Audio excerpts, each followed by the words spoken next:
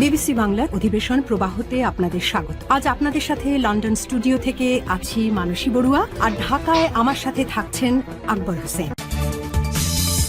DF-21 আতঙ্ক, Iran থেকে সরাসরি হুমকিতে প্রাণ ভয়ে পালাচ্ছে আমেরিকান সেনা। মধ্যপ্রাচ্যের সাগরে গিয়ে আজ সুনীল সমাধি হতে যাচ্ছে আমেরিকার গর্ভ USS আব্রাহাম লিঙ্কনের। ডোনাল্ড ট্রাম্প যখন ইরানের শীর্ষ নেতাদের ওপর প্রিসিশন স্ট্রাইক বা সুনির্দিষ্ট হামলার ছক করছেন, ঠিক তখনই ইরান থেকে এক অবিশ্বাস্য ও হারহিম করা চাল IRGC বা ইরানের রেভলিউশনারি গার্ড সমুদ্রের তলদেশে তৈরি করা এক গোপন মিসাইল টানেল উন্মোচন করেছে।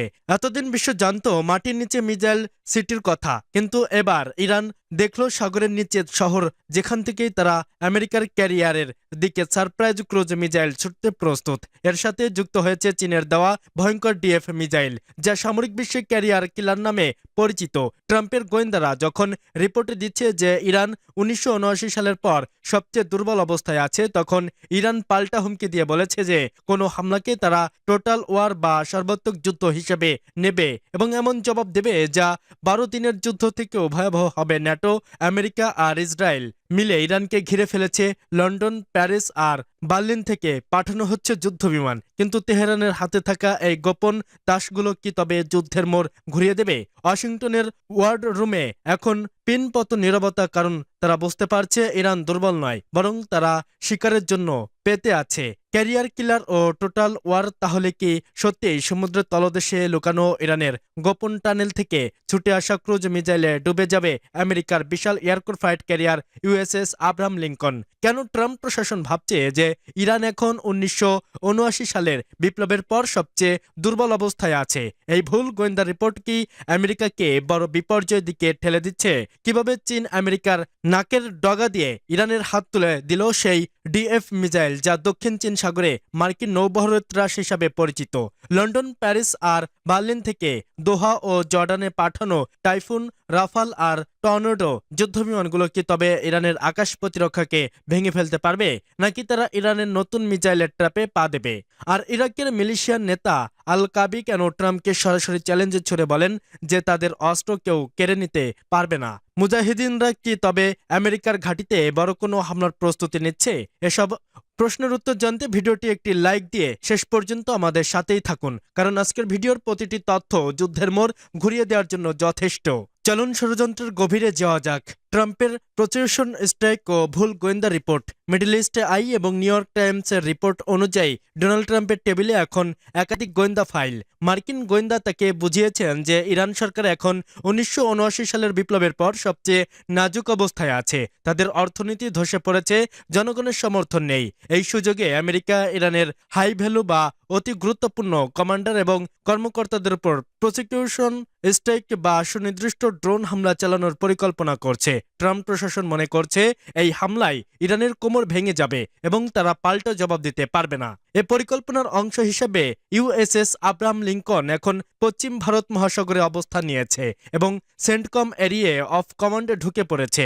সেন্টকম কমান্ড অ্যাডমিরাল কুপার গত কয়েক দিনে ইরাকি কর্মকর্তাদের মাধ্যমে এক কড়া বার্তা পাঠিয়েছেন। তিনি বলেছেন, যদি ইরান সমর্থিত শিয়া মিলিশিয়ারা ইরানকে সমর্থিত ঘাঁটিতে হামলা চালায়, তবে আমেরিকা পাল্টা আঘাত আনবে। আমেরিকা তাদের ইন্টারসেপ্টর মিসাইলের মজুদ বাড়িয়েছে। তারা ভাবছে তারা সব দিক থেকে নিরাপদ, কিন্তু সমরবিদরা বলছেন ট্রাম্প হয়তো সাদ্দাম হোসেন বা গাদ্দাফির সাথে ইরানকে গুলিয়ে ফেলেছেন। ইরান যে দুর্বল নয়, বরং তারা যে আঘাত সহ্য করে পাল্টা মরণ কামড় দিতে পারে সেই হিসাব ওয়াশিংটনের নেই।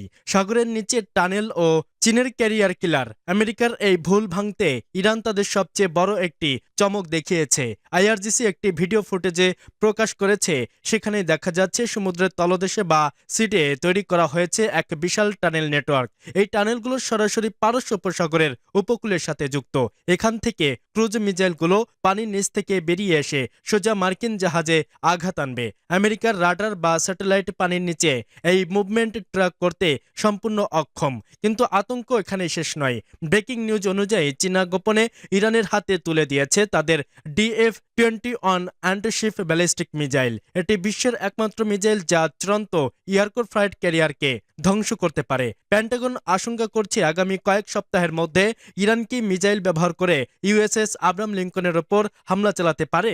চীনের এই মিসাইলটি বায়ুমণ্ডলের উপর থেকে খাড়ার নিচের দিকে নেমে আসে এবং এর গতি থাকে শব্দের চেয়ে 10 গুণ বেশি। আমেরিকার বর্তমান এসিজ ডিফেন্স সিস্টেম এর গতি মিসাইল ঠেকাতে হিমশিম খাবে।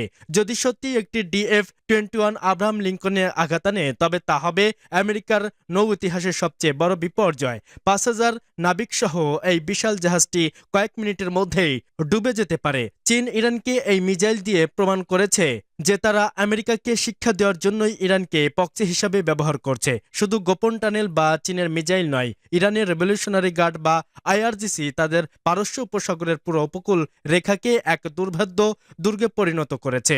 স্যাটেলাইট ইমেজে দেখা যাচ্ছে উপকূল জুড়ে শত শত অ্যান্টিশিপ মিসাইল সিস্টেম মোতায়েন করা হয়েছে। ইরানের নৌবাহিনীকে ফুল অপারেশনাল অ্যালার্ট বা সর্বোচ্চ সতর্ক অবস্থায় রাখা হয়েছে।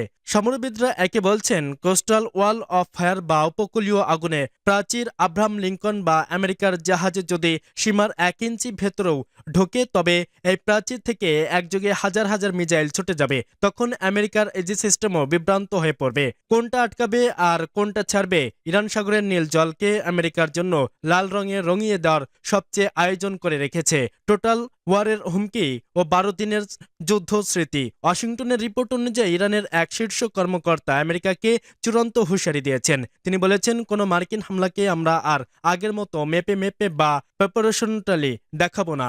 এবার আমরা যে কোনো হামলা, তা সার্জিক্যাল হোক বা কাইনেটিক, সেটাকে আমাদের বিরুদ্ধে টোটাল ওয়ার বা সর্বাত্মক যুদ্ধ হিসেবে গণ্য করব। এই কর্মকর্তা আরো বলেন, আমাদের জবাব হবে 12 দিনের যুদ্ধ থেকেও অনেক বেশি ধ্বংসাত্মক।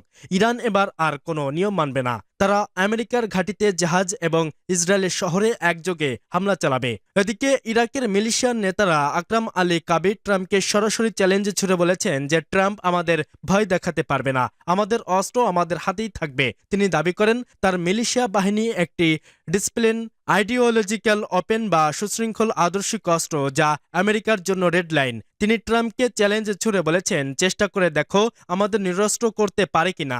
আল কাবি মনে করিয়ে দিয়েছেন, ISIS-কে তারাই হারিয়েছে, আমেরিকা নয়। তাদের হাতে এখন পবিত্র স্থানগুলো রক্ষা করার এবং আমেরিকার অধিকাংশ শেষ করার দায়িত্ব।